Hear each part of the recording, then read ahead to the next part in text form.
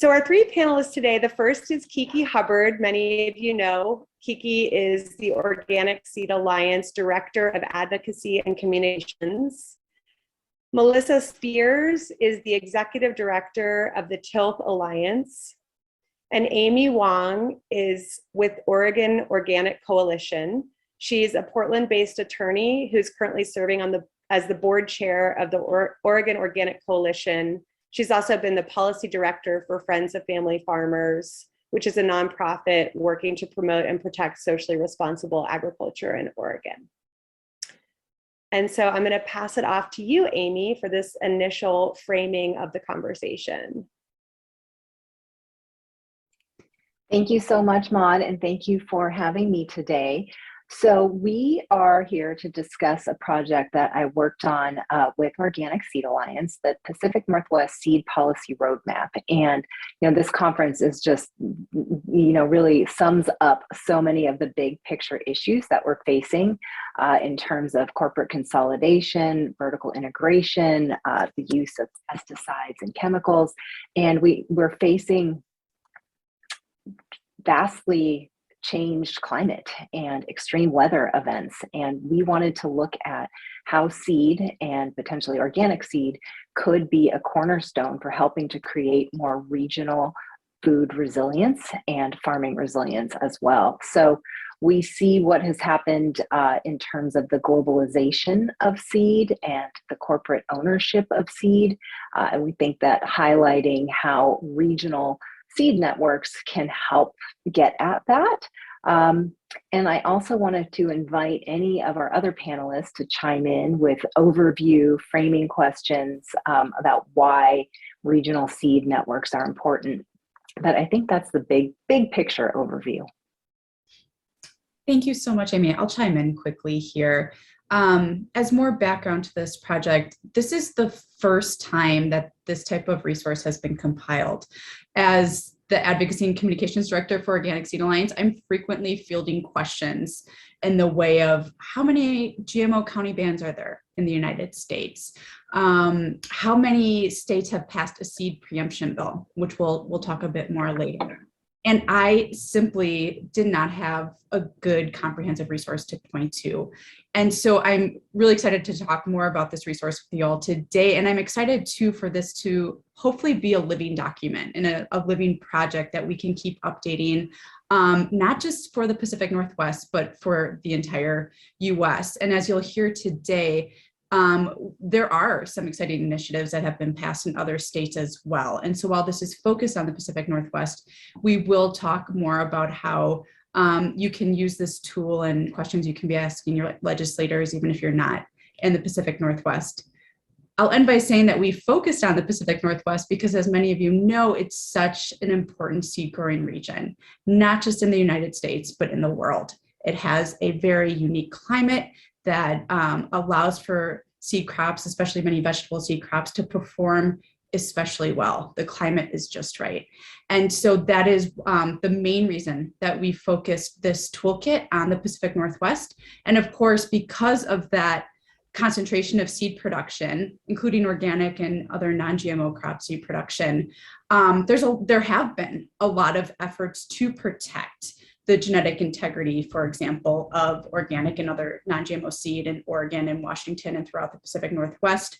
Oregon in particular, as you'll hear today, has worked very hard to try to establish some protections and to level the playing field for organic seed growers. So I'll just stop there. Great. Well, Kiki, it's actually going to be right back to you because the first question I have is for you, and I want to hear more about what was your favorite part of the roadmap as you went through the process of helping to research and write it. Yeah, absolutely, Maud. Okay, good. I'm still not on mute here. Can we bring up the PowerPoint slides by chance? Because I'd love to just frame my answer in the context of why local, state, and regional seed policy is so important. Let me just organize my own screen here. Give me 1 second. I started the screen share, so let me know if you, hold on, let me start the slide. I think, can everybody see it? Yeah, so if you go back a couple, oh, hold on.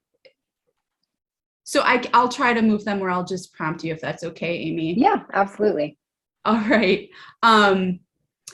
Yeah, so again, as I just mentioned, my favorite aspect of the toolkit, this roadmap, and one of the main purposes was to help local, state, and regional seed advocates better understand what regulatory gaps exist at the federal level that states, for example, can help fill. And so I'm going to share a couple examples in the way of genetically engineered crops, as well as antitrust enforcement, to illustrate what we mean by this, and also to kind of tease you to learn more in the roadmap yourself. But as some of you may know, when genetically engineered crops were first introduced, Congress decided not to introduce a new law to address the very novel nature of these engineered organisms.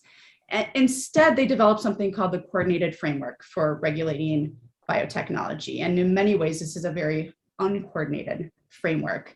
And again, instead of creating a new law to address the unique nature of these organisms, they instead relied on a patchwork of existing laws, most of which predated this novel technology. And they cobbled together, again, this coordinated framework. And then they left it up to the creative interpretations of 3 regulatory agencies: the US Department of Agriculture, the Environmental Protection Agency, and the Food and Drug Administration, to interpret their statutory authority under these laws. And so where that leaves us is with a framework governing genetically engineered crops and other organisms that, as I said before, because it's this patchwork approach, it leaves a lot of holes. One of which is there's no shared responsibility for preventing contamination of organic and other non-GMO crops. And for there to be true quote unquote coexistence, there need to be, in our opinion, at Organic Seed Alliance, mandatory measures for both manufacturers, users, and patent owners of genetically engineered crops to ensure that there is, that the burden isn't falling squarely on the shoulders of organic and other growers who not only out of principle try to avoid genetically engineered traits, but per the organic regulations need to avoid genetically engineered traits and other genetically engineered materials. And so that's a gap there, is that there's no shared prevention strategies, no mandated practices to help to mitigate the spread of genetically engineered traits and to avoid contamination of neighboring farms. There are also no protections for farmers who may face unfair investigations. There have been hundreds of growers who do use genetically engineered crops who have been investigated for alleged patent infringement for saving the seed that they purchased from biotechnology companies because of the patent rights associated with them. And as we'll talk about later, this is a concern of all growers, really, but especially those who actually opt into growing genetically engineered crops. And again, this framework addresses none of these concerns or protections. Another example is that there's no recourse for growers of organic or other non-GMO crops to be made whole if their crops are contaminated, whether that's a grain load being rejected or a seed crop that they can no longer sell in good conscience because it has levels of genetically engineered traits in it. And another example too that the framework doesn't cover is that there is no meaningful oversight over experimental genetically engineered crops. There are thousands of genetically engineered crop field trials happening in open air environments across the United States. And I'm happy to talk more about this later if it's of interest, but suffice it to say that oversight is woefully inadequate and leaves all growers at risk of contamination unwittingly without their knowledge. Next, I just want to touch on this antitrust piece too. As Amy mentioned earlier, the seed industry is one of the most concentrated in agriculture. And in fact, few of the biggest mergers in history have taken place over the last few years alone. And now we're facing, I should say, we're operating within a seed trade where 4 companies control more than 60% of the global commercial seed supply. Now, agricultural economists will tell you that an industry has lost its competitive character when the top 4 companies represent a concentration ratio of controlling 40% or more of that industry, of that market. And we know, we can see by this number that in seed, we have far, surpassed that benchmark. And we are where we are today because the Department of Justice has turned a blind eye to some of these mergers and acquisitions, and in our view has not done an adequate job of enforcing antitrust law, which in return means that at times growers are paying too much for their seed because of a lack of competition. And this lack of competition, especially in some crop types, also means less choice in the market. And that also, by extension, means less genetic diversity in our fields. I'm going to try to turn the slide here. We'll see how successful I am. Amy, could you try changing it for me? Which one would you like? Oh, sorry. Yes, this one would be great. Now, I just wanted to underscore some of the points I just made by sharing that we know that organic seed producers, and as well as organic seed companies, as well as organic farmers who these seed producers and companies are supplying, all of these growers would like to see stronger regulations and oversight over genetically engineered crops in particular. We are about to release our next State of Organic Seed report in the coming weeks. And as part of that report, we conducted a number of surveys, including with organic seed producers, organic seed companies, and organic crop growers. And what we found, as you see here, is that most organic producers who responded to our national survey believe that GMO contamination is a risk to the integrity of organic, almost 75% of respondents, and 87% of organic seed, 87% of organic seed companies responding to our survey believe that it's very important or extremely important for them to be able to offer organic and other non-GMO seed varieties with little or no, ideally, presence of genetically engineered traits. Can you go to the next slide, Amy? Thank you. In the Pacific Northwest, we also found through this data that most Oregon and Washington organic producers, 82%, agree that sourcing organic seed, which we know cannot include GMO varieties or sourcing GMO varieties, is important to the integrity of organic food production. And then we also found that more than half of organic producers, again, these are organic farmers, not necessarily organic seed producers, but that more than half of Oregon organic operations believe that federal regulations are inadequate for protecting their farm from GMO contamination. I'll quickly note as a side note that we may see higher numbers in states like Oregon that have already experienced contamination events that included varieties that are not commercially available. If you recall, for any Oregonians on the call, in 2013, genetically engineered wheat was discovered in a field, and genetically engineered wheat is not approved for commercial sale or planting. And GMO wheat actually showed up again in Montana in 2014 and again in 2019 in Washington state. And so it's not surprising to me that we're seeing this concern around the regulations when these contamination events are showing up, especially tied to non-approved or regulated crops, meaning they haven't been approved for commercial production. All right, we'll go to the next slide, please. Oops, did I skip one? There we go. Oh yeah, let's go here. Thank you. As the policy roadmap explains, there are important ways that states can help fill these regulatory gaps and shortcomings. And we go into examples in the roadmap that go beyond GMOs and beyond this antitrust piece that I'm sharing, but just for purposes of this call and to ensure a lot of time for conversation, I'm going to stay with these two topics. So in terms of GMO oversight, there have been a number of counties that have been successful in establishing a ban on growing genetically engineered crops. That includes counties in Oregon, California, and Hawaii. As we will touch on later, seed preemption bills unfortunately have reversed some of these successes. State seed preemption bills, if you're not familiar, when a state legislature passes one of these bills, they establish that no local authority, such as a county, ban no local authority, including at the county level or local level, can have any regulatory authority over seeds, plants, plant parts, marketing seed. It goes on and on. In fact, I'm going to put a link when I'm done chatting here in a moment into the chat box so you can see the breadth of the seed preemption bill language. I find it to be quite egregious. Farmer protection bills. I mentioned before that many farmers have been pursued for saving patented seed. It's important to note that the farmers being investigated are users of genetically engineered crops. We are not aware here in the US of an organic grower, for example, being sued on account of having contaminated, having patented traits in their field on account of contamination.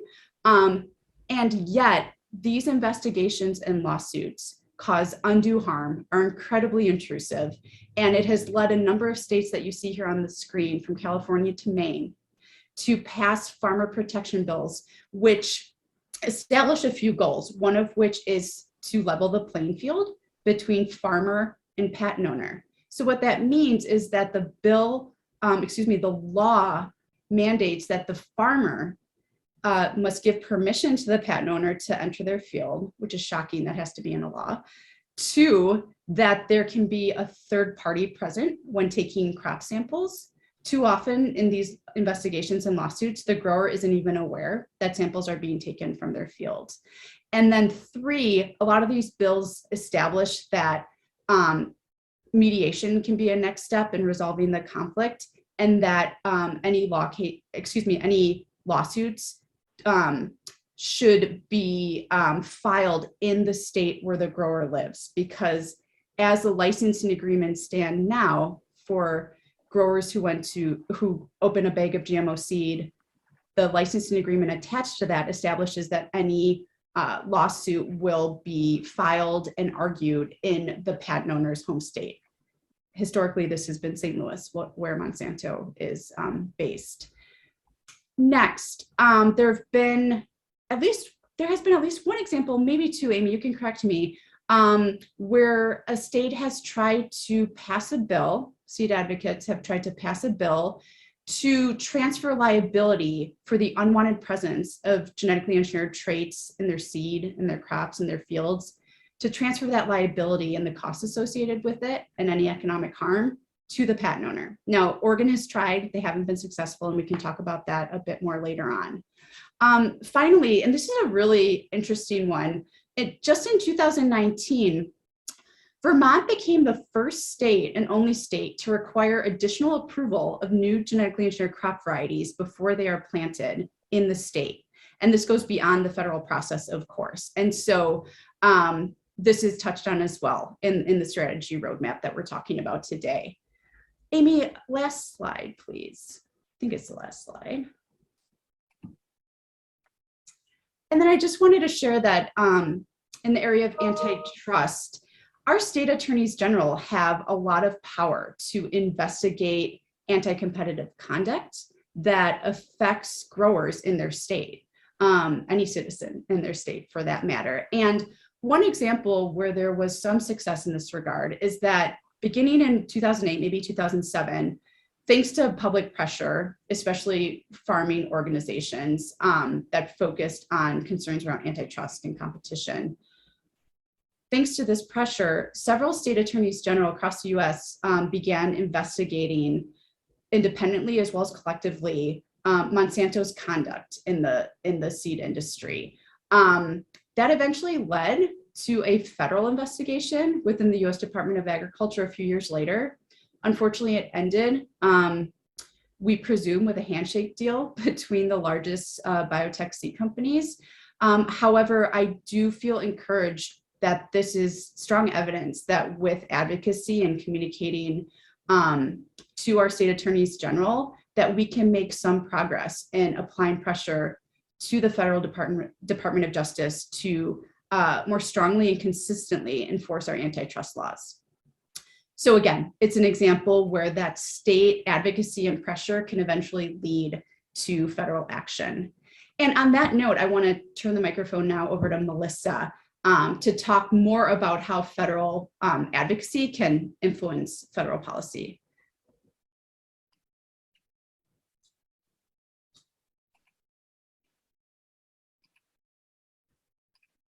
Hey, Great. Melissa, I'm happy Hi. to put your slides up or move the two slides when you'd like. Just cue me. Awesome. Okay, that looks great. I see what you have up. First, Kiki, thanks for that great summary of the challenges that are facing organic seed producers. I learned a lot from your presentation. And I'm going to talk a little bit for a minute just about my perspective, having spent almost 20 years in the food and ag space in New England. And 10 years of that on the steering committee of the Working Lands Alliance, which is the primary advocacy organization for agriculture in the state of Connecticut.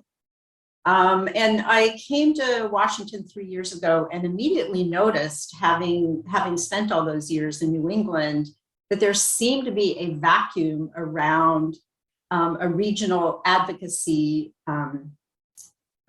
entity here in Washington. In New England, there are a couple of really powerful advocacy organizations that work in agriculture and in particular around sustainable and organic agriculture. One of those is NOFA, the Northeast Organic Farming Association. And they were very active. In fact, I went back and looked and saw that they actually collaborated or partnered with the Organic Seed Alliance in their 2021 annual conference. NOFA New York did. And the NOFA interstate organization does most of the advocacy for the state chapters. They have chapters in each of the New England states and have and advocate on behalf of organic production and any other. And in fact, they also NOFA New York also participated in a lawsuit against Monsanto, specifically with regard to their seed products. So you can see where, that by having multiple chapters in multiple states, there's a much stronger voice that can be brought to bear with regard to these kinds of challenges. And then the other is Food Solutions New England. Some of you may be familiar with them because their 21-day program to change your racial habits has become very popular. But they also did a lot of work in the New England regional area to just sort of create a singular voice around food systems, sustainable and resilient food systems in New England, and have been a really powerful sort of integrator of multiple interests and multiple entities around sustainable ag. So I really saw in New England how effective those two organizations in particular were, and would love to see much stronger regional coordination here in the Pacific Northwest as well. So just going back for a second to, coming to Washington and looking around and thinking, where's NOFA? where's WOFA, I guess you would call it. Or I don't know what you would call it, PNW OFA. And also became aware of the history here in Washington of Tilth producers, which was one of was a powerful advocacy organization back in the 70s here in Washington, and actually were critical in developing a certification process that moved into the Washington State Department of Agriculture. It was the first state certifying body in the United States. And their advocacy efforts ended in early 2000 when they were merged with Seattle Tilth and with Cascade Harvest Coalition to form Tilth Alliance, which is the organization that I'm the executive director of at this point. And then there were a couple of other advocacy entities here in Washington that ceased to exist a few years ago. And so in collaboration with a few other entities, in particular with PCC Community Markets, we began reaching out to see if there was interest in organizing a coalition to advocate at the state level here in Washington, in particular around organic and regenerative agriculture. And there was a broad consensus that emerged in 2019 that it was time to reestablish a strong voice. And the idea of launching the Coalition for Organic and Regenerative Agriculture was born out of this consensus. So in 2020, we put together, a provisional steering committee came together and has been worked for literally, we've been working for a year on putting together the governing documents and the policies for implementation of those governance protocols. And at the conference in November, we launched the Coalition for Organic and Regenerative Agriculture, which is, as you can see on the slide, it's Washington's, the CORA it's been founded to advocate for the continued development and growth of organic and regenerative ag in Washington state and beyond. And our goal is to really serve as a powerful coalition of farmers, businesses, organizations, and activists in the organic and regenerative community, and to sort of be the unifying force that can bring together sort of multiple interests to promote the many benefits of organic and regenerative ag and support the adoption of progressive programs and policies that advance organic and regenerative agriculture at all scales. And so, it doesn't make a lot of sense to just work toward those goals and objectives on a state level. So we're very interested in collaborating on a regional level with other organizations such as the Organic Seed Alliance to further and support regional efforts to strengthen and grow the and protect the organic brand. And that includes protecting organic seed. So I definitely see that this coalition can play an important role in supporting the regional advocacy efforts around organic seed. And we're looking at, advocacy goes beyond legislation. It goes beyond the Capitol. It also includes advocating for additional research dollars, participating in litigation when necessary, advocating with agencies around regulatory initiatives and regulatory programs and enforcement. So there are multiple areas where a coalition like ours can participate in supporting initiatives to strengthen organic and protect the organic brand.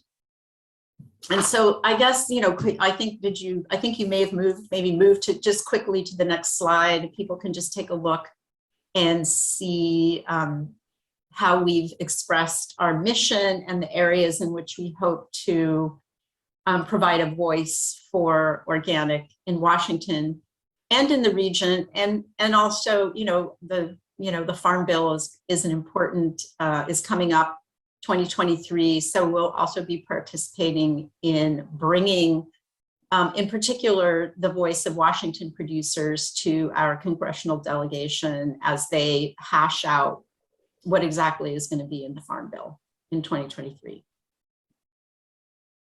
So I think that's, that's what I have to say for the moment, unless, and I'm assuming we'll take questions later. And I think we're going to pass it over to Amy at this point. Maud, is that right? Or did you have any questions you wanted to pose specifically? It looks like Melissa really answered the questions that were posed. And so, yeah, I'd love to hear, Amy, from you about your favorite part of the roadmap and how you watched regional advocacy built around this project and through the project, and how issues with canola and calling for farmer engagement, we can, practice some of what's in the roadmap that you all laid out. Absolutely. So this is what the roadmap looks like. So when you are you can find this roadmap on the Organic Seed Alliance website as a download. So that is where you can find it. This is what you'll be looking for. And, just as a background, sorry, I was rushing off a call for some legislative work right now. And so I feel like I didn't give as good of an introduction as I would have liked to, but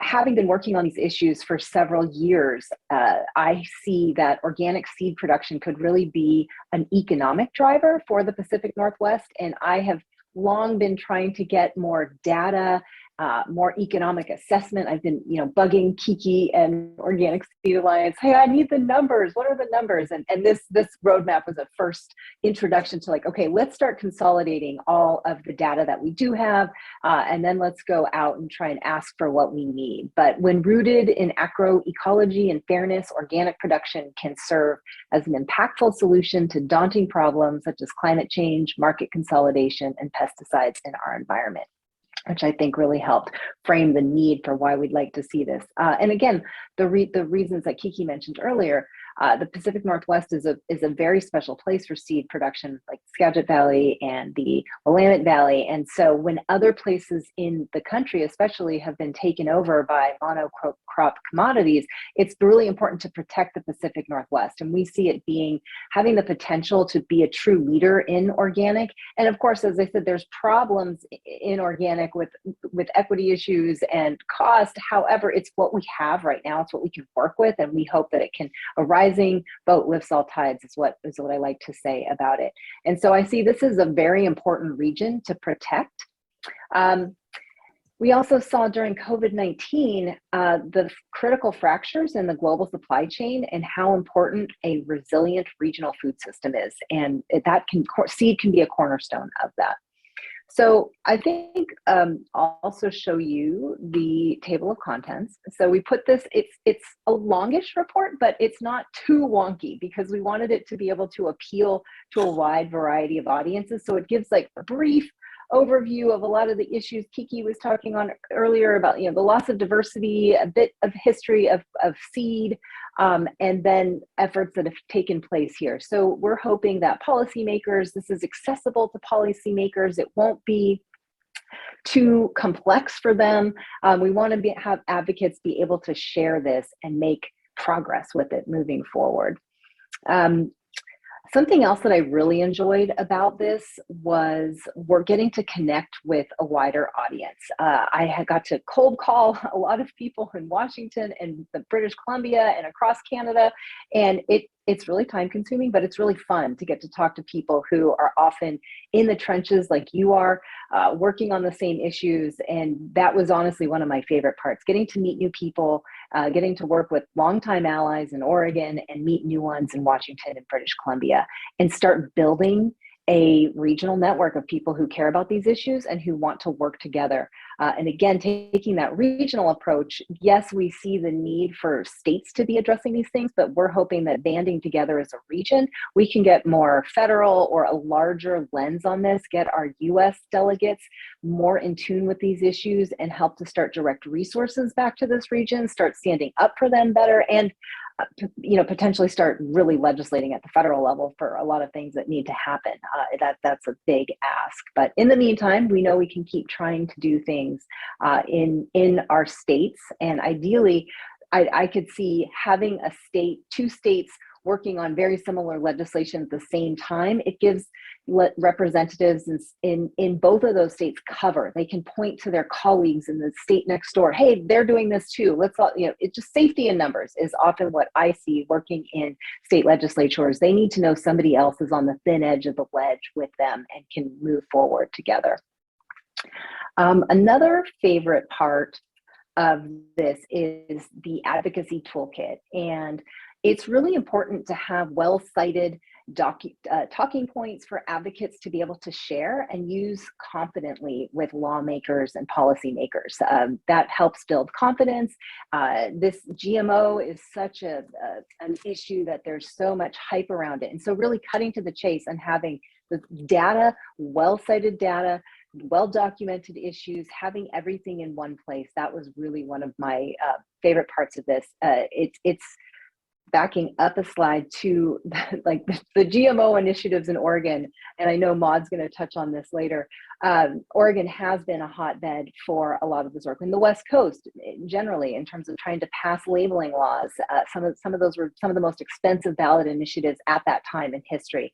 And so for me, finally having one report where we got to collate all this and organize it and have it in one place, and so the timeline is also accurate. Again, advocates want to have that confidence in what they're saying, and I think that this ties it all together really well. Let's see.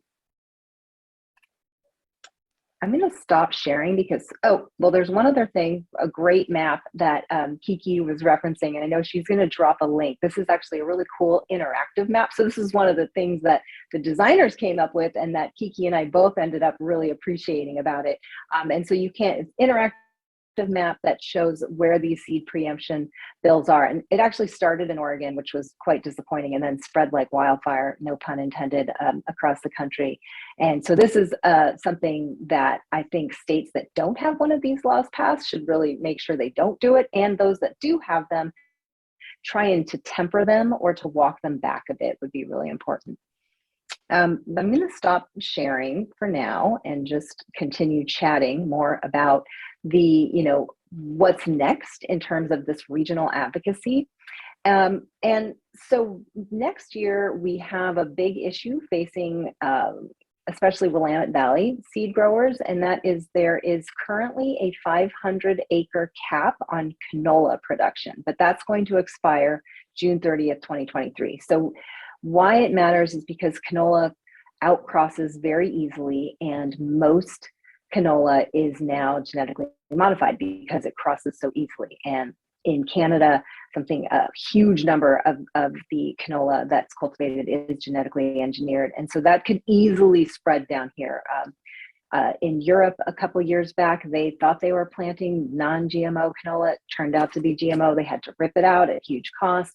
We're concerned something like that could happen in the Willamette Valley. It also brings additional pest and disease pressures. So we do have a policy issue coming up next year, and we're hoping that having a regional network of seed advocates, they can help be at the ready to let legislators know that this is important. A lot of growers around the world source seed from the Willamette Valley. We had a grower from Japan fly over and testify in a previous hearing about the high quality of turnip seeds that he prized in Japan, and he did not want to see the Willamette Valley potentially become contaminated. So that's going to be an interesting case study to see how next legislative session goes with this canola battle, and hopefully we'll be able to have more seed farmers, seed producers, seed advocates on board to help us fight that battle. There's another really great group called SIX, State Innovation Exchange, and this is more for policymakers, but it's starting to create a network of policy advocates that are working with state legislators across the country and being available as a resource. And so I'd like to see seed be part of that agenda to make sure that other legislators in other states, especially in states that have good seed production, know about these resources. And so I invite more advocates to be involved, encourage their legislators to join the agricultural space at SIX. Let's see. The other thing is that as part of this project, we are going to be convening a Pacific Northwest seed policy group, or just rather a coalition of people interested in seed issues on Organic Seed Alliance's Seed Commons. And there is we have a list going so far of people who are interested, and that will be a place that we can kind of go back to and gather, engage, and just continue to stay in touch. Doing this project really taught me how important it is to just stay in touch with people, just get to know people. We had a Pacific Northwest meetup, I think, was it just yesterday? And we spent most of the time just introducing ourselves, but that goes a long way, just getting to know each other and putting a face to an email, to a name. You feel more confident reaching out. So I think that, even if we're not per se delving into the deepest issues right away, just getting to know each other, and I will feel better reaching out to someone later on when I need them if I've gotten to meet them in this space, which I think is really great. Great. We've got some great questions coming into the chat, which we'll be addressing in a second. But I'm going to take off my panelist hat for a second and just talk a little bit about the county that I live in, Jackson County, Oregon, where, as Kiki mentioned, there are a lot of seed growers. We have our Southern Oregon Seed Growers Association. We're Josephine County, which is directly to the west of us, has Siskiyou seeds. We have a seed school there. So lots of seed growers down here. And in 2013, one of our organic seed growers had a contamination issue on a chard crop. And we found out that Syngenta actually had a lot of test plots for sugar beet seed in Jackson and Josephine counties. And so because of that, farmers and then a lot of citizen and consumer support came behind creating a GMO free county in both Jackson and Josephine. As I think it's mentioned in the chat, but we do have a preemption law now in Oregon, but we were able to get the Jackson County ban through the process of getting it on the ballot before the preemption law went into effect. And there was a great campaign. And in May of 2014, the ban was passed by about, I think it was 66%. So we, had a lot of support for the ban. Shortly after a lawsuit was filed against the ordinance, but a year later in federal court, the ordinance was defended and won. Josephine County did not get it on the ballot in time for the preemption law. So that ordinance has been mostly tied up in the courts as far as I know. So that was a real success. And like I said, there was a lot of citizen support around that measure. And I think that was really important. And we really highlighted that seed production was an economic driver for farmers in our region, especially small farmers. Southern Oregon does not have a metropolitan area, so the amount of fresh produce that can be moved is less than if you live near Seattle or Portland or even Eugene. And so having that lightweight, product that's high dollar that you can send to seed companies around the country really works well for having, economically viable small farms in the Valley. So we really made that point and talked about just, the benefits of having such a robust small seed grower community in the area. And just to mention, the biggest issue, especially we're in this very hot, dry part of the state, which is ideal for seed growing in a lot of ways. But this past year with the heat dome, we've had many years of drought conditions and now hotter than usual temperatures. We're having this incredibly dry winter right now. And so based in Southern Oregon, the initiative started, we actually went to the state legislature and had in a special session in December, $1.5 million was allocated to small farmers for drought relief. And so that's exciting because, some of our farmers down here lost most access to their water last season. And so that's really a big issue for folks now. And I think that was mentioned too, the climate issue. So that's a little bit about what's happening in our county. And with that, let's turn to some of these questions. I think Angela had the first real question. I'll read the question and then I think Kiki had offered to answer it. So Angela, thank you very much for posing the question. So had a couple questions. Is there a legislative mandate that could underpin a request for rulemaking? And what is your assessment of such an approach? And are there any organizations pursuing this approach?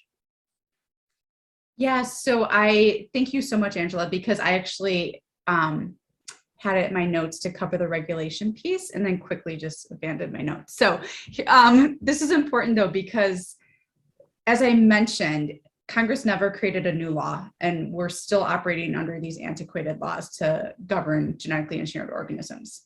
Now in the year 2000, Congress passed the Plant Protection Act to, again, it's the mandated authority over the coordinated framework for regulating biotechnology. But it's not so much a new law as it just combined those existing laws that they were relying on anyway. It's like the Plant Quarantine Act, the Plant Pest Act, and the Noxious Weed Act. And the regulations that are promulgated under those laws and under this law, the Plant Protection Act, had not been updated since those regulations were first created in the late 1980s. Now, as we all know, agricultural biotechnology has evolved rapidly since it was first introduced through Roundup Ready soybeans and corn in 1996. And so going back to the late 80s, again, like they were just working with the technology that was introduced or being thought of at that time. Fast forward to 2007, USDA did start to put forward some proposed changes to this regulatory framework, again, under the Plant Protection Act. It took until 2020 for USDA to finalize updated rules under their mandated authority, again, with the coordinated framework. Unfortunately, perhaps not surprisingly, the regulations move us backward in important ways. The regulatory process for new genetically engineered crops is now largely voluntary. It's really up to the manufacturers to determine if the rules apply to them or not. And I'm actually going to just quickly put in the chat box this really, really great blog post that one of our advocacy interns put together just a couple of months ago about the new regulations that were passed, as well as a lawsuit that was filed by the Center for Food Safety challenging these new regulations. So you can learn more about why they're so problematic and what this lawsuit is arguing by reading this blog post. So right now, there isn't, in my view, a huge opportunity to influence the rules since they just adopted new rules, again, for the first time since the late 1980s, which really makes this conversation that more important. Like, what can we do at the local, state, and regional level? In particular, I am really interested to see what movement we can make in increasing transparency around some of these experimental field trials of genetically engineered crops so that farmers know if an unapproved genetically engineered trait is growing in the vicinity of their field. If they're contaminated and let's say a European market is testing for novel traits, out of no fault of their own, again, they could face some huge economic ramifications from that. And so I think there are these opportunities, as we're talking about today, for addressing some of those gaps. And Angela, if you have any follow-up questions, please let me know if I didn't touch on any specifics of your question. And panelists, if you have other things to say, please weigh in. I just quickly wanted to highlight that Oregon had our own problem with an escape. Some people take offense at that word, from a field trial of bent grass I think it blew over from Idaho, and it has caused major problems. It goes into waterways, and unfortunately, the company, it was at that time Monsanto and Scott, now Bayer and Scott, were able to get out of liability by a deal through deregulating the product, and they only are on the hook for 10 years to clean it up, and then it's going to fall to these counties. And I was involved in trying to stop that happening, but it didn't. And at that point in time, actually, our U.S. congressional delegation did get involved, but it didn't matter. They still basically got off scot-free, and that's causing a lot of problems for that area. Interestingly, it was the Environmental Protection Agency that discovered the mass contamination. Yeah, right, Paul, scot-free, I like it. Well, thanks. So there's another question here from Paul. And this may be for Amy, I don't know. Are there any prospects for overturning the Oregon preemption law, or is it just a lost cause at the moment? Is this likely to spread to Washington? So I have personally tried to overturn this preemption law, I think at least 2 or 3 times. And what I was told is that there's no way that they're going to do it for the whole state. They will consider doing it for Josephine County because they do feel that the voters of Josephine County have been democratically disenfranchised of their vote. However, it's just an incredibly polarizing political issue. And I think probably a lot of you are aware of the Oregon walkouts of our legislature. They have garnered international attention because we have very stringent quorum requirements for how many people need to be present to do business. And so Oregon Republicans have walked out multiple times in the last sessions, shutting down our sessions and wasting millions of dollars. And that's always a threat. And for some reason, unfortunately, GMOs are an issue that they'll walk out over, or just ag issues in general. They're very threatened by new systems of agriculture. They really are. There's a lot, I mean, like anywhere, there's so much money invested in this state from biotech, from big pesticide companies, and they don't want to cede an inch. I mean, they were the ones who were instrumental in getting the seed preemption law started here in Oregon, and they're not very hard to cede an inch. However, you do have lawmakers who feel bad about this. They feel that they let down Josephine County. They have said that they feel they owe Josephine County. The problem is that to date, Southern Oregon legislators haven't been supportive outside of a couple in Jackson County, but we need legislators in Josephine County to actually stand up for this. And unfortunately, Maud can touch on the politics down there. County commissioners, there's not the will of the voted electeds to support this. So you have a bunch of advocates supporting for something. And then in Salem, you have the Salem legislative leadership saying, well, where are the legislators on this? Well, they're against it. So it's really, really hard. Our former Speaker of the House, Speaker Tina Kotek, was willing to try and do this, but it hasn't gotten through thus far. And now we have a new Speaker of the House. I don't know what he will do. It's not being handled in this short session, but it's certainly something that I'm trying to bring up again. And I would absolutely, this is something for Cora to be on the defensive if anybody is trying to do it in Washington. And I think it's just making sure to hold the line. But this snuck through, as somebody said, in a special session with barely any public input. And it was part of a larger package relating to our public retirement system. It had nothing to do with agriculture. This was there was really no room for there to be public input on this. It was an incredibly backhanded, backroom type of deal. Thanks, Amy. And I know, Kiki, you said you might go ahead and mention your experience in Montana, and if anyone wants to comment on organizing against a preemption bill in Washington, maybe Melissa, that's for you. But Kiki, if you want to start us off.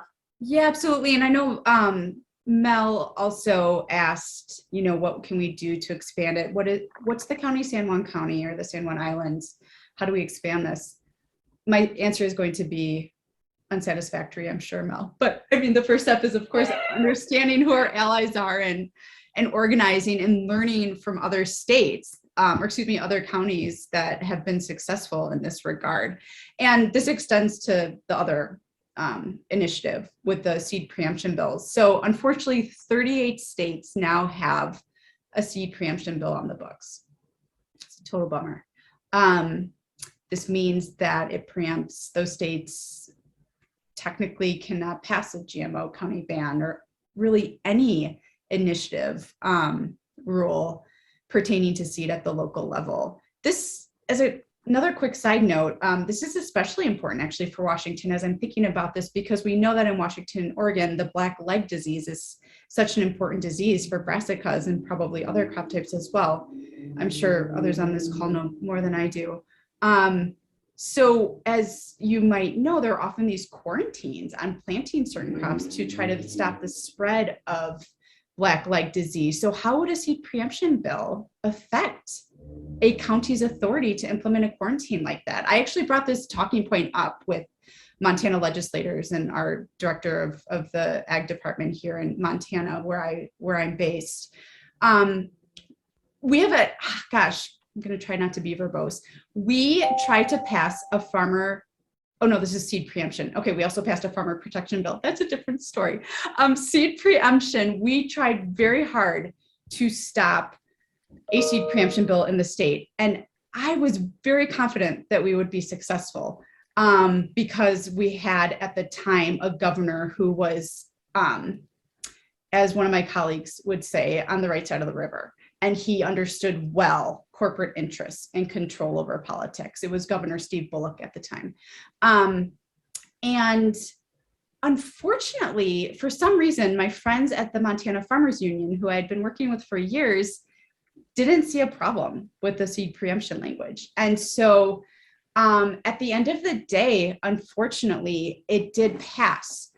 However, with enough advocacy and communications, we were successful in having the governor make, what's that called? When you're signing a bill, but you make like a veto at the last minute. Amy, weigh in if you have language for me. It's like a mandatory veto or something like that. Yeah, yeah. So he was able to strike some of the most egregious language, including language around notifications of plantings. And the way I interpreted that as a policy advocate was, oh, that means that perhaps there's a window here, there's an opportunity to make some progress in the way of transparency when it comes to notifications of GMO experimental field trials, because that was a point we kept communicating to the governor's office and others, was the breadth of this language. If you looked at the link I shared earlier about that template language that was taken from ALEC, this breadth of language just covered so much, including notification of certain plantings. And so we were happy to see that the governor struck that in the final language. I believe he struck some other language as well. I'm happy to follow up with anyone individually about this experience in more detail. But I think if we all can keep communicating about these experiences and efforts, we can really build some good power and messaging to affect change, regardless of what state we live in. I always say that it's time that we concentrate our own power in the seed world, and I think this is a way to do it. And so I don't know if that was helpful, but I'm also happy to speak to the farmer protection bills later too, if that's of interest. Great discussions going on in the chat. Hopefully you're able to follow that and also hear what's going on. I'm kind of sifting through for questions. There's one from Hank. Hi, Hank, who says, I've heard the point of view that the state preemption bill cuts all ways, covers not just seed, but any local law may not go against state law. This also prevents counties passing local laws, prohibiting more controversial laws about anything. Is what I've heard true? I'm not sure who wants to take that one. I am happy to chime in a little bit more about Oregon. And so Hank, I would say yes and no to your answer. Like the seed preemption bill can't be applied to other things, but this topic, this strategy, let's put it certainly can. There have been lots of pesticide companies that have wanted to have aerial spray preemptions, things like that. Some counties in Oregon have been successful in doing that, and always the other side, their go-to is, oh, let's just get it preempted at the state level. And it's funny, you often have a lot of more conservative lawmakers believe in local control, except when it comes to these issues, except when it comes to GMOs and pesticides. Then no, it needs to not be a patchwork, and no, these people should not get a voice.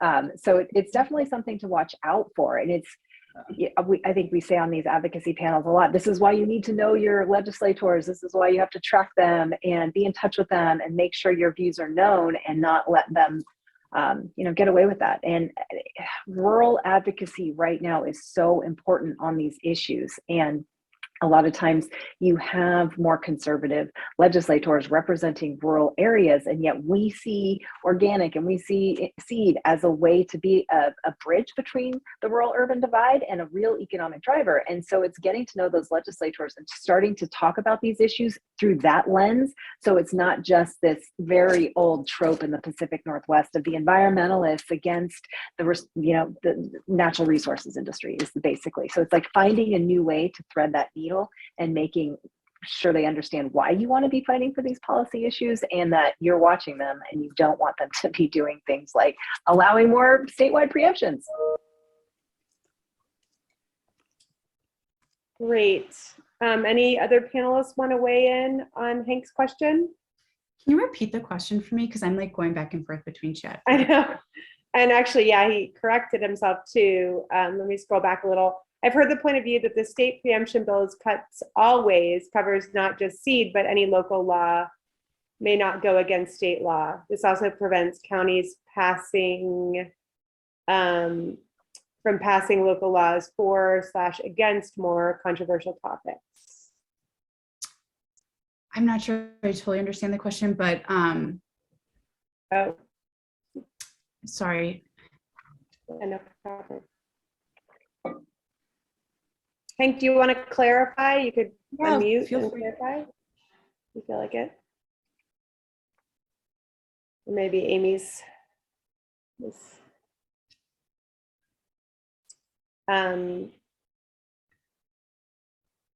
Okay, great. So it sounds like Okay. Hank or Amy clarified Hank's question. So thanks.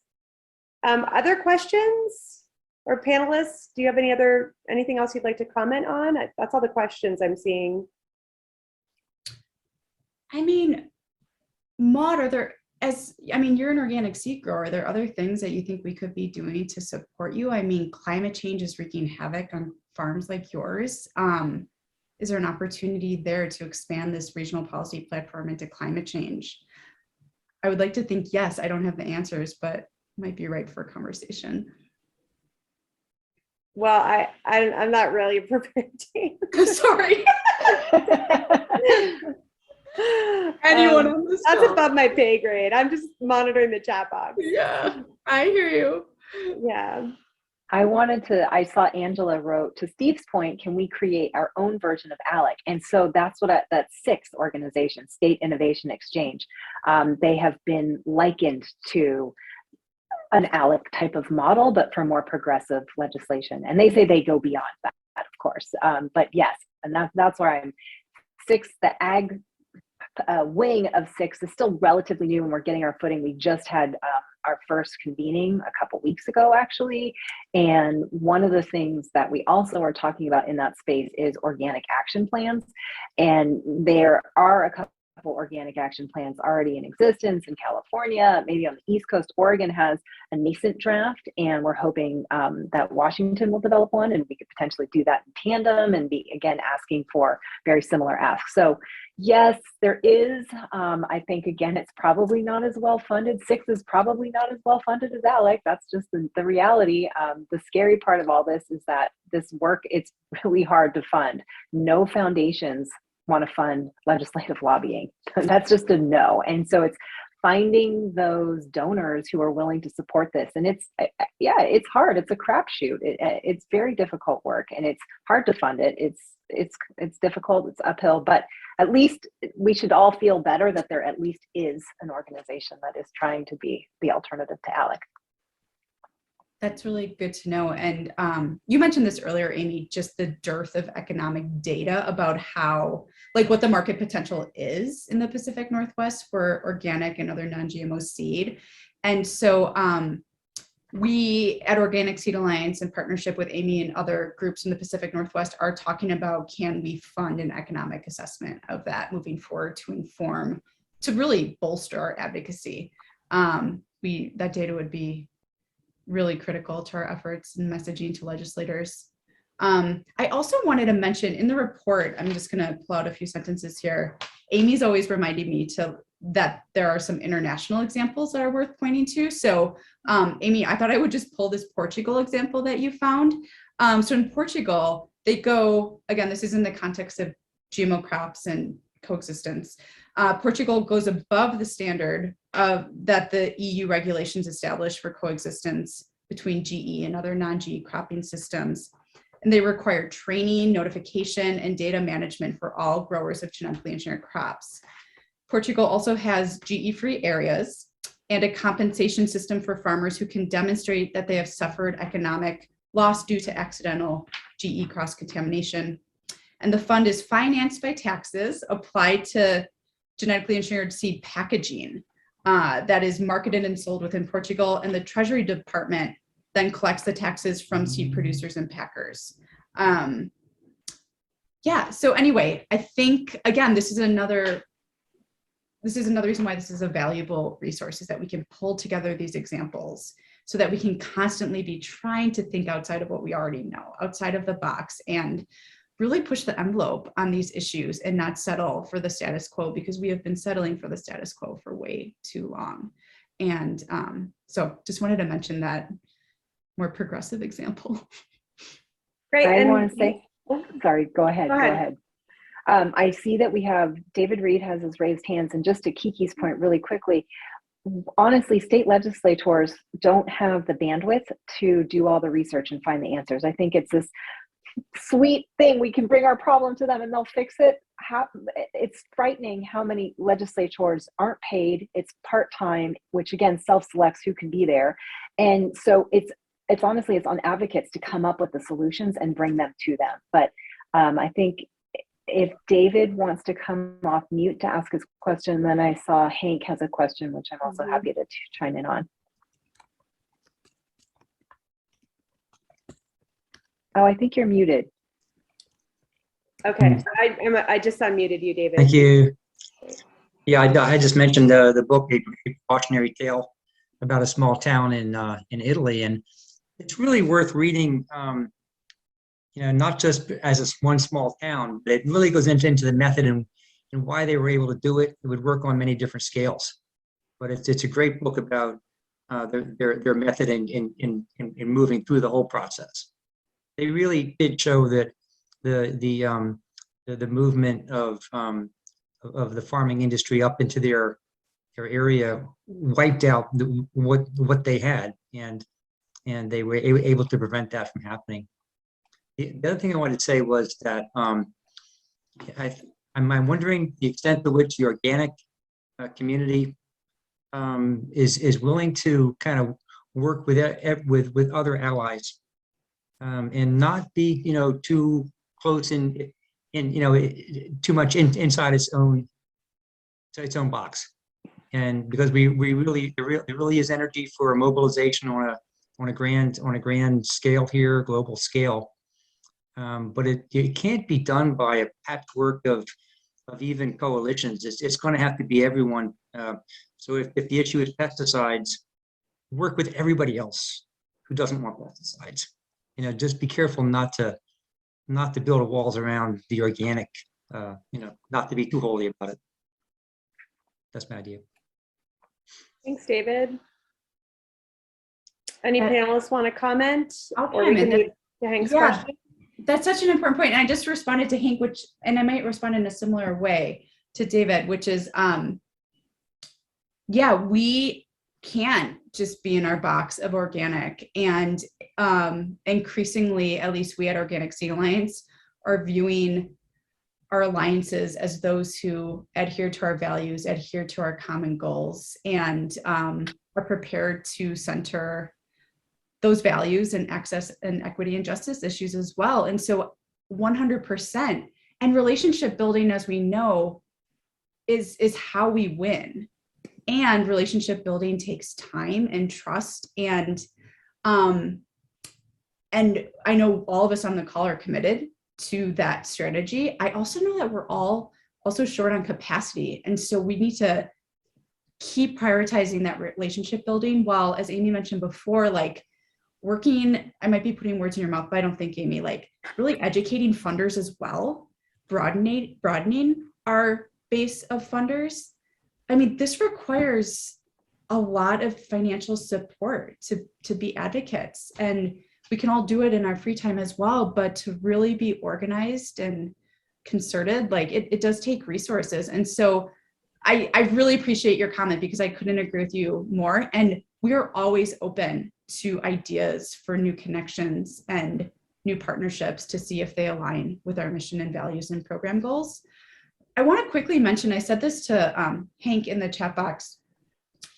Even before we started working on this Pacific Northwest roadmap, OSA had started to put together a federal policy platform for seed, one that goes beyond just organic seed priorities, say within the National Organic Program, but goes to the bigger picture system issues in the way of antitrust, racial equity and justice issues.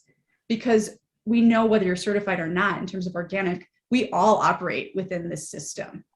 And the system does have many injustices and equities built into it. And so we are really eager to continue forward with new partnerships, with new voices. We have a lot of learning to do to make sure that this federal policy platform is really setting the right path for growers across the US, for seed growers in particular. And so whether they're certified organic or not. And so I just wanted to tease that for everyone, and I welcome your involvement in that project. And following the conference, we hope to return to that in more earnest, and we see that as complementing these regional seed platforms as well. Great. I had a minute to think about your question too, Kiki, and I'll just say, I mean, water is such a big issue down here, and I don't know about other states, but Oregon water law, is pretty much, you use it or you lose it. It's attached to the land you buy. It has nothing to do with what you're doing with your property. And so it's tricky. Amy, I don't know if you grappled with this and how to address that, because I don't think we have a lot of control on the local levels or with the local irrigation districts, but many of the agricultural irrigators are irrigating off the same ditches as residences, and yeah, there is really no priority for people actually commercially farming, and that would be really nice to see if there could be some sort of priority. I also know California is way ahead of us because they've had to be in terms of efficiencies with irrigation ditches and water catchment. And so I think we have a lot to learn from California, but certainly that is, I would say right now, the biggest issue for at least Jackson, Josephine counties. We're seeing a lot of farmers leave the area or close up shop because they just can't, afford to truck in water. A lot of people know Sebastian Aguilar, and we just lost him this past year because the Talent Irrigation District just shut down for the season, and he did the math and said, I can't make any money here. So he's in the Willamette. So that was a huge loss for us. Yeah. So. I also want to speak to, building a broad coalition. I do know the advocacy work that I participated in New England had the environmental community was very much involved in advocacy efforts around sustainable ag, around organic ag. And, interestingly, the coalition included entities like Farm Credit Northeast. We managed to pull in some players that you might not expect to participate in some of the advocacy efforts, but it's also challenging. It's we called the coalition that we're building is the Coalition for Organic and Regenerative Agriculture, and there's we're experiencing tensions around even including trying to bring together organic and regenerative, and so it's interesting kind of the nuance and the care that has to be taken to build these coalitions.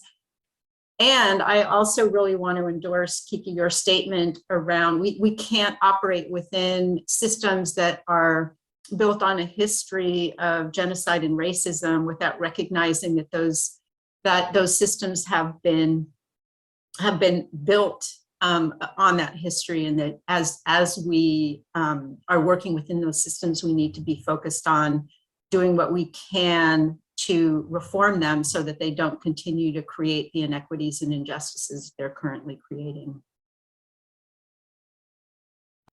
I will chime in and absolutely in agreement with those sentiments, and also with what Hank was raising. When I came into this work, it was like I was so fired up about GMOs. I was so angry about them. And as the years have gone on, I'm clearly still interested in this issue, but I've widened my lens and I've started to work on things that just help farmers in general. Like right now, I am advocating for 5 agricultural extension specialists. I was not allowed to call them organic.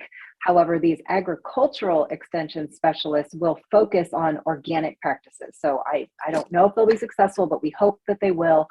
They'd be based at the OSU Center for Small Farms and Community Food Systems, and that's something that will directly help farmers. Does it have anything to do with seed or contamination? No, but it actually is helping on the ground. So I think as advocates, we have to strike when the iron is hot, and you have to figure out what's going to move and what can I actually get done right now, what's feasible, and like work on that. But always keep, there's so much work that can be done, so it'll come back around. But yes, we absolutely need to be helping on so many different issues. Hey, Amy, Steve asks if you could expand on what the 4 p.m. meetup is about. I went ahead and posted, I know things get lost in the chat, but if you scroll up a little bit, I posted the description I got, as well as I'm not sure if it's the right link, but it's from the Seed Commons. So do you want to expand on that for a minute? Sure. Very briefly, we just decided there were synergy spaces available. So we decided to just book one. I had the time right after this. And so there's no formal agenda or anything. Again, it was just more of a place if people had more questions or to just get to know each other better. Just make ourselves available. I'm going to make myself available to be there, and I'm happy to see and chat and connect with people. Fantastic. Other questions from folks, or any panelists have any lingering thoughts you want to address? I do want to hear about Oregon water law, Amy. You can tell me about that. Oh, yeah. Is there any leverage? Is there anywhere to? I think honestly, it's so hard because federal water law for most of the country is first in time, first in right, as you were saying, and use it or lose it. And where we especially see this having a problem is like Central Oregon and of course Klamath Basin and Southern Oregon. And so I think that trying to change the definition of beneficial use is probably one thing. And so I am just starting to wade into this a little bit more. Also, no pun intended, and we'll see. But the Oregon Organic Coalition has definitely marked water, and we've been invited to a couple convenings of what's going on around water. It's something we're definitely tracking here, but it's a real challenge. And you have farmers like watering lawns so they don't lose that right. And then you have other farmers who are barely getting enough water. And so also trying to make transferring water, if you are able to find people who are willing to transfer the water. So it's a lot of the transfer laws as well. So that's a really, again, not an expert in water law at all, but that's a kind of overview of what I think are again, what is possible right now without changing all of historical water law precedent. It is interesting. In Washington, we have a food policy forum, which is a forum that was put together by the legislature here in Washington that makes recommendations, does a bunch of research and then make recommendations to the legislature, and are moving now into implementation phase. And one of the topics that they've picked up is water here in Washington. It's going to be interesting to see what they can actually accomplish. They're actually putting together an agenda, which is pretty aggressive in terms of the ways that water law here in Washington, recommendations around and work that needs to be done to modify the water laws here in Washington, addressing many of the issues that you just mentioned, Amy. So it'll be interesting to kind of see what comes out of that work, and we should sort of share. And it is just so incredibly complex and fraught, and there's a lot of invested interests, and there are salmon that here in Washington that need to be protected. And so that is an ongoing big piece of it. And especially important to, small farmers who don't necessarily have the kinds of water rights that the larger commodity growers have, and use it or lose it is, makes it really difficult to conserve, to focus on conservation. There are all kinds of issues. Thanks, Melissa. And there's a great chat here from Nancy about relationship building in Hawaii. So take a minute to read that. And meanwhile, Steve has a question. Steve, do you want to go ahead and unmute yourself? Yes, thanks. I just wanted to echo and amplify Melanie's comment in the chats about moving at the speed of trust. And for those of us that were in the GMO wars of a decade ago, and Kiki will remember, we're still dealing with a legacy of deep distrust and division that happened within our community over the outcomes and how it all played out, that ripples through all the way today. The whole discussion around regenerative agriculture in many ways is an outgrowth of the distrust in organic standards that we've heard talked about in various ways. And so there's a lot to unpack from what we did wrong and how we can move forward, but learn from that and build upon that. So happy to contribute or be part of that conversation. But yeah, we made some mistakes along the way, and we're still living with that. I will take you up on that for sure. Yeah. Melanie, do you want to go ahead and unmute yourself? And it looks like you'd be willing to expand a little. And then we do have a question from Hank as well.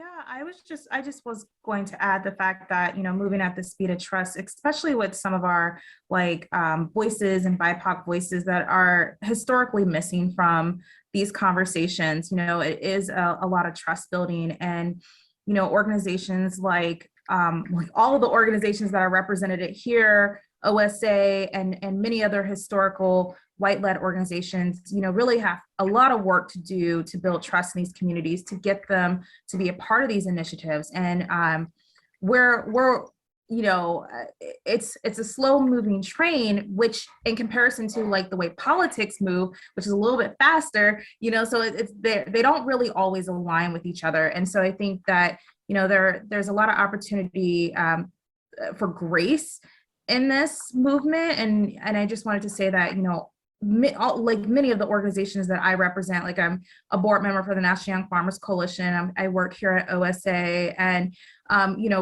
we're working on it, but it's just something that doesn't happen overnight like politics do, sadly. So I just wanted to put that plug in there. Thank you so much. Yeah, absolutely. Lots of great comments in the chat. Thanks, everybody. So Hank's asking, oh, I like Hank's following up on the water rights, which I like. Asking, is there anything we can do to maintain or document using water rights in Oregon? What does not canceled mean in this cancel culture? That is above my pay grade too, Hank. So yeah, and I'm not sure. Yeah, I'm not sure. I will try and find out. I have kind of newish old friend who I was in another coalition with, Fighting Factory Farms, who's an excellent water law attorney, and I can ask him and let you know. But in terms of maintaining and documenting usage of water rights, Hank, it sounds like you don't want to hop on. Can you elaborate a little though on what aspects you mean of that? I'm curious myself.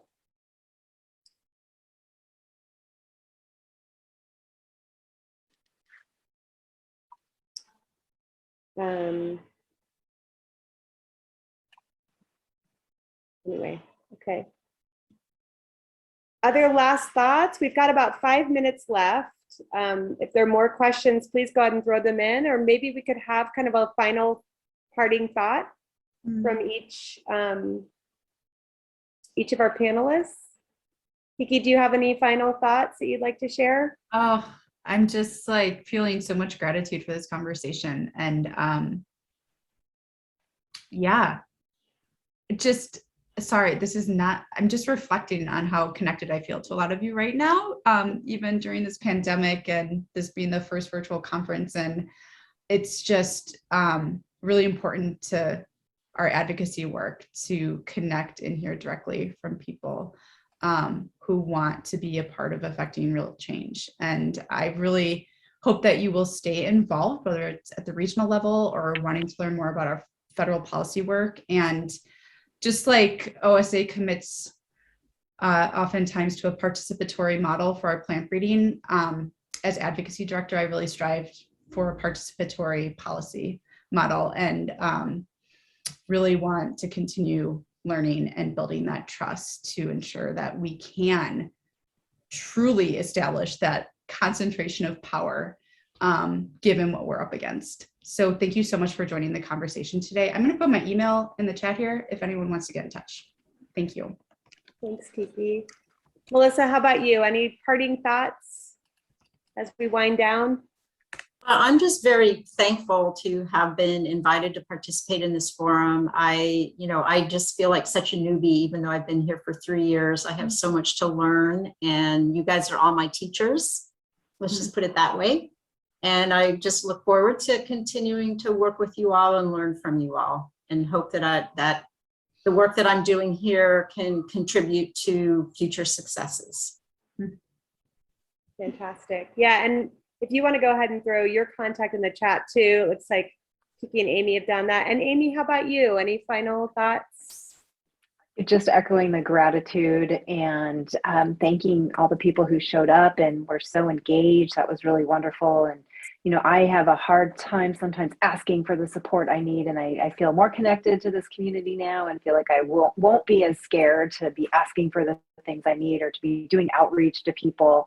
And, I really want to say I'm so excited that Cora and Washington are on board, because it's such an important state. You have a more functional legislature by and large compared to Oregon. And so I think that when Washington starts getting going on these things, Oregon will kind of have to get in line a little bit to maintain the status quo. So I'm really thrilled that Cora is launching.